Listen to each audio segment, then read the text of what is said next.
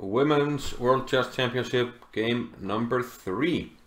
So we're coming off game number 2 where Ju Wenjun scored the first win with the black pieces. So she's leading the match 1.5 against half. And she has the white pieces in this game. Tan Zhongyi with black, and we have d4 again. Ju Wenjun played d4 in the first game as well, and Tan Zhongyi answered with d5 in that game as well, and took on c4, the queen's gambit accepted, but in this game she goes e6. So it looks like we're going to have queen's gambit declined. Knight f3, knight f6. Here we have some options. Knight c3 is the most common move when, okay, we can go for Rogozin with bishop e4, or stay in queen's gambit declined territory, play bishop e7. However, Ju Wenjun went g3, and this introduces the Catalan. Black plays the open Catalan, d takes c4. If black plays a setup with pawn on d5, plays c6. That's the closed Catalan.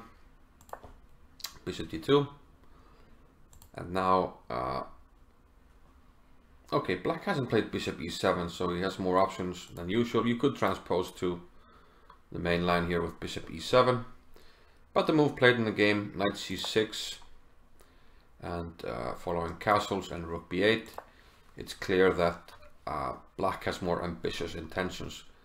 Black wants to play b5, hold on to this pawn, and the rook on a b8 has moved out of this diagonal, so it's not being attacked by a white bishop in any lines, no tactics.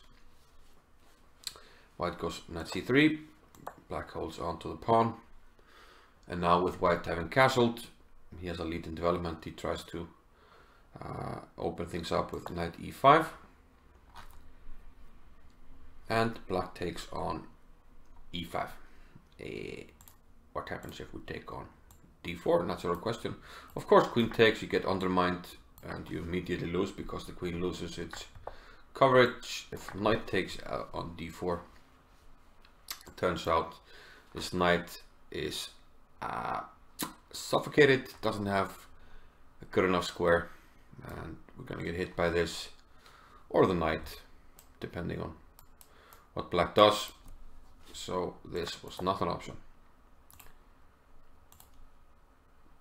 So Tan Zhongyi takes on e5, d takes e5, and knight d7. So black is holding on to a pawn and possibly hitting this one, but white doesn't care. Queen to c2. Again, offering up more material. If knight takes e5, white is getting a lot of initiative. I mean, you're going to bring out the bishop here with tempo. You're going to put a rook on the d file, hit the queen. And the problem for black is that, you know, okay, you already took one pawn, and you made some concessions on the queen side with knight c6 and rook b8 to hold on to this pawn. But you can't do this forever, you know, with your king stuck on the center. White is finishing development with tempo. This is going to be really difficult for black to survive. And Tan Zhongyi doesn't try, she plays bishop b7. Okay, trying to first neutralize this strong bishop here, which he manages to do. And now rook d1, strong file for the rook, lining up against the queen. And now bishop to e7. And funnily enough, they played a game in 2013 which Tan Zhongyi won with the black pieces. There she played queen to c8 in this position, but here she actually deviated from that win with bishop to e7. Okay, play becomes very similar after queen e4, queen to c8, getting out of the pin. But black's main problem is you can't castle just yet. Okay, it's white to move. And even if it was black to move, you castle, rook takes d7 followed by queen takes b7 would be quite bad. But it's white to move, and she plays queen to g4, hitting the pawn on g7. And here black has a little bit of a dilemma in how do you defend this pawn. Probably g6 is the safest move, but it gives white a lot of activity. Bishop h6 is the natural move, blocking black once again from castling. So this is white's compensation, trying to use the advantage in development, keep the king in the center, play a move like knight e4 at some point, utilize the activity of the pieces. But still, black should be okay in these lines. However, in the game, you saw the move g5, and this is just a mistake, and this gives white an overwhelming position. You have to find the move here. What is black's idea with g5? What does black want to do next? If it's black to move, what would you do? You would probably go h5. You know, kick the queen, and your formation on the king side makes some sense. But after white's next move, there is no such funny stuff for black. Queen h5, a very strong move. Blocking the h-pawn and therefore blocking the queen side, king side. Castling now just looks like suicide. g5 is hanging. What to do for black here? Queen d8, probably the best move, trying to hold on to the pawn, but Tan played knight to c5, giving up the pawn on g5, trying to get some,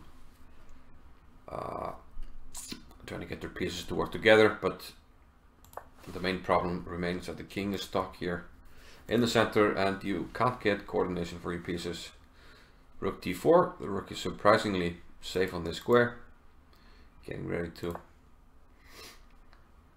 double at an opportune moment. Bishop takes e7. Of course you can't take here because you take on c5. So king takes e7. Now queen h4 check. King ain't going anywhere. King e8, rook a to d1. And yeah, black just doesn't have any counterplay. Queen d8 was played. We might even be able to take it. It's that bad for black. But of course, the natural way is to keep the queens on. Queen to f4.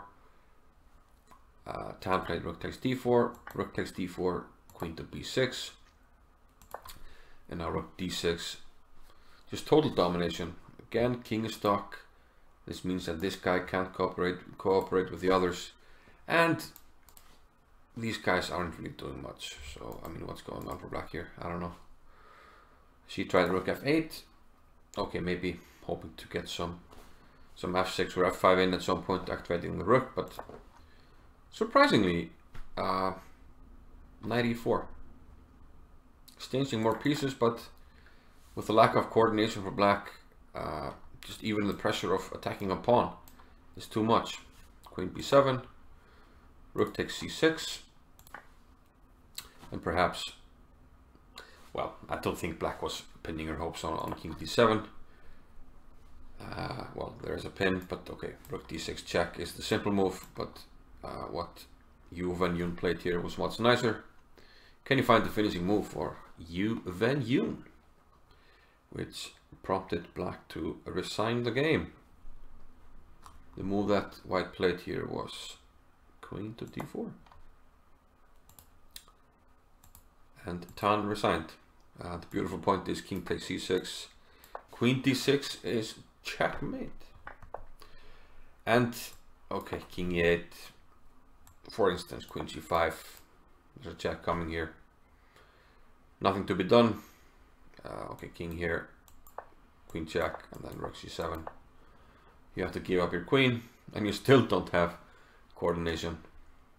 So a nice smooth win from Ju Wenjun, but the g5 move was definitely the culprit in this one.